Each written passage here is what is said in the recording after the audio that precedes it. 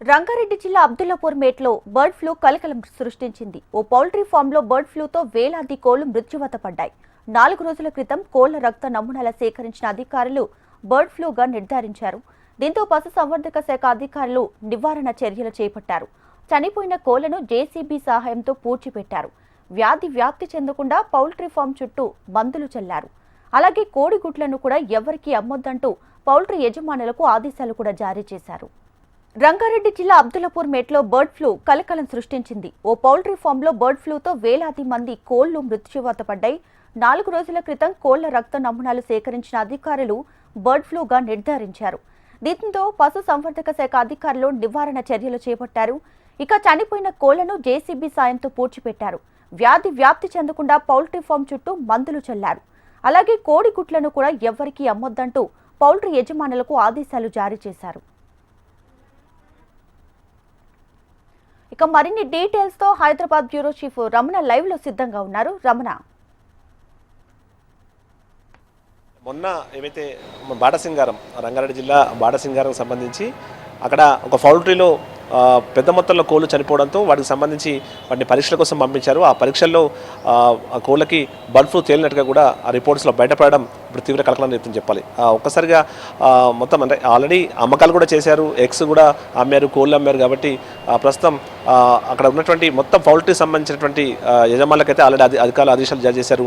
అమ్మకాలు చేయొద్దు, ఎగ్స్కి సంబంధించి కూడా ఎలాంటి అమ్మకాలు చేయొద్దని కూడా స్పష్టం చేశారు. ఇక ఇప్పుడు అంటే మళ్ళీ ఇది వ్యాప్తి చెందకుండా మాత్రం ప్రస్తుతం అధికారులు చర్యలు చేపట్టారు. అక్కడ పౌల్ట్రీకి సంబంధించి ఎక్కడైతే ఇన్సిడెంట్ జరిగిందో అంటే కోళ్ళు చనిపోయాయో అక్కడ మందు చల్లడం కావచ్చు, అక్కడ మొత్తం క్లీన్ చేసే ప్రక్రియ కొనసాగుతుంది. ఆ తర్వాత చనిపోయినటువంటి కోళ్ళను కూడా జేసీబీల సహాయంతో మొత్తం బయట వాటిని పాతి పెడుతున్న పరిస్థితి కూడా ఉంది. ఆ ఎగ్స్ కావచ్చు, చనిపోయిన కోళ్ళను పాతి పెడుతూ ఉన్నారు. ఏదేమైనా అంటే బర్డ్ ఫ్లూ సంబంధించి చాలా వరకు మనం చర్చిస్తున్నాం, కానీ వాటి ఆనవాళ్ళకు సంబంధించిగా ఎక్కడ ఇంతవరకు బయటపడలేదు. కానీ ఒక్కసారిగా ప్రస్తుతం బర్డ్ ఫ్లూ సంబంధించి ఆనవాళ్ళు బయటపడడం, వాటికి సంబంధించి అంటే ఆ పరీక్షల్లో బర్డ్ ఫ్లూ తేలడం మాత్రం ప్రస్తుతం ఆందోళన గురి చేస్తుందని చెప్పాలి. ఆల్రెడీ ఈ పౌల్ట్రీలకు సంబంధించి కొంతమంది ఇప్పటికే కోళ్ళు కొనుగోలు చేసినట్టుగా చెప్తున్నారు, ఎగ్స్ కూడా కొనుగోలు చేసినట్టు చెప్తున్నారు. కాబట్టి అవన్నీ బయటకు వెళ్ళాయి. కాబట్టి ఇంకా ఎవరికైనా మరి ఈ బర్డ్ ఫ్లూ సంబంధించి ఏమైనా పరీక్ష అంటే అక్కడ అనుమానాలు ఉన్నా, అలాంటి ఎక్కడైనా లక్షణాలు బయటపడ్డా మాత్రం వెంటనే వైద్యులను సంప్రదించాలి, తగు జాగ్రత్తలు తీసుకొని కూడా వారు స్పష్టం చేస్తున్నారు. ఇక ఆ పౌల్ట్రీలో పనిచేసిన సిబ్బందికి కూడా ఆల్రెడీ పరీక్షలు నిర్వహిస్తున్న పరిస్థితి కనిపిస్తుంది. ఎవరికైనా తీవ్రమైన జ్వరం కావచ్చు, మిగతా ఎలాంటి ఇబ్బందులు ఉంటే మాత్రం వెంటనే అధికారులను సంప్రదించాలి, సమాచారం ఇవ్వాలంటూ కూడా వారు స్పష్టం చేస్తున్నారు. కొంత మాస్కులు ధరించడం కావచ్చు, చేతులను వాష్ చేసుకోవడం కావచ్చు, జాగ్రత్తలు తీసుకోవాలంటూ కూడా అధికారులు స్పష్టం చేస్తున్న పరిస్థితి కనిపిస్తోంది. ఏదేమైనా అంటే ఆల్రెడీ ఏపీలో మనం చూసాం, 2 ఏళ్ల బాలుడు బర్డ్ ఫ్లూ లక్షణాలతో చనిపోయినట్టుగా చెప్తున్న పరిస్థితుల్లో ఇప్పుడు ఈ బర్డ్ ఫ్లూ అనేది ముఖ్యంగా అంటే బర్డ్ ఫ్లూ ఇక్కడ కోళ్ళకు సోకినట్టుగా ప్రస్తుతం పరీక్షల్లో బయటపడడం అయితే తీవ్ర ఆందోళన గురి చేస్తుంది. ప్రస్తుతం రంగారెడ్డికి సంబంధించిన అధికారులు అయితే అప్రమత్తమయ్యారు. అన్ని పౌల్ట్రీలకు సంబంధించి ఇప్పటికే కొన్ని స్పష్టమైనటువంటి ఆదేశాలు కూడా జారీ చేశారు. అందరూ కూడా జాగ్రత్తలు తీసుకోవాలి అని చెప్తున్న పరిస్థితి కనిపిస్తుంది. ఇక నిన్న మొన్నటి వరకు అసలు ఈ వార్తలతో తీవ్రమైనటువంటి ఇబ్బందులు ఎదుర్కొంటున్నటువంటి పౌల్ట్రీకి సంబంధించిన రంగం, ఎందుకంటే పౌల్ట్రీలో ఆల్రెడీ అమ్మకాలు మొత్తం తగ్గిపోయాయి, కానీ మళ్ళీ ఈ మధ్య పుంజుకున్నాయి.